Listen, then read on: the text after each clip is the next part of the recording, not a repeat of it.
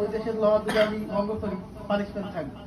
তাই আপনার পানিশমেন্টের সাথে আমাদের দেশের কিন্তু গৌরব থাকবে, তখন কথা হবে না, তো বাংলাদেশ থেকে শ্রমিক আর আনা যাবে না। আপনার অন্যায়ের কারণে আরো 10 লাখ বা 5 লাখ শ্রমিক যেতে পারবে।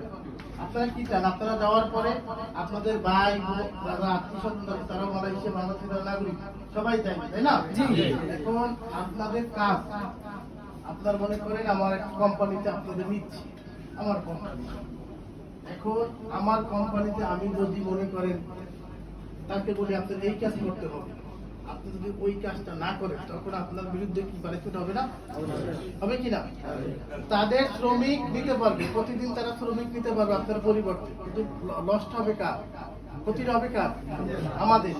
কারণ আমরা টাকাটা বিভিন্ন স্থান থেকে কি ঋণ বা ধার দেনা করে আমরা বিদেশ যাচ্ছি, তাদের জন্য, আমার পরিবারকে ভালো রাখার জন্য, বাবা মা আত্মীয়স্বজন তাদের একটু ভবিষ্যৎ চিন্তা করে কিন্তু আমরা বিভিন্নভাবে এই টাকাটা ম্যানেজ করে আমরা বিদেশ যাচ্ছি। তাহলে আপনাদের এটা মাথায় রাখতে হবে, যারা কোম্পানিতে আপনারা যে কাজে যাচ্ছেন এই কাজ যদি পরিবর্তনও করে তারপরে কিন্তু আপনাদের এই কাজ করতে হবে। কারণ আপনি যদি বলেন আমি করবো না, যাও ভাই তাহলে তুমি যদি দেশ থেকে আসো চলে যাও, আপনি আসবেন কি আবার ওখান থেকে 2 দিন লোক নিয়ে নিবেন, তাহলে লস কার হচ্ছে? আমার মাঝখান থেকে আপনার পরিবার। তাহলে আপনার আগে মালয়েশিয়া যেতে হবে, থাকতে হবে, কাজ হবে, ভাষা শিখবেন, আস্তে আস্তে আস্তে আপনার ধৈর্যতাই আপনাকে উচ্চ শিখরে নিয়ে যাবে।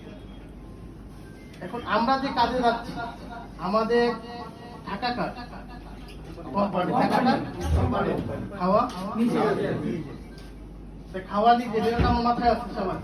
আচ্ছা, আপনি যতক্ষণে কাজ না করবেন কোম্পানি আপনার থাকাটাও বহন করবে, খাবারটাও আপনি নিবে না, নিবে না। তারপর আপনি না যাওয়ার পরেই কি কাজ পাবেন? সিস্টেম আছে, সিস্টেমটা কি ওই দেশে আপনার কাজ হবে না, আপনার একটা নিজস্ব কাজ, মেডিকেল হবে, মেডিকেলে কিট হবে, মেডিকেল আবার আনতে গেলে কি হবে? দেশে পাঠাই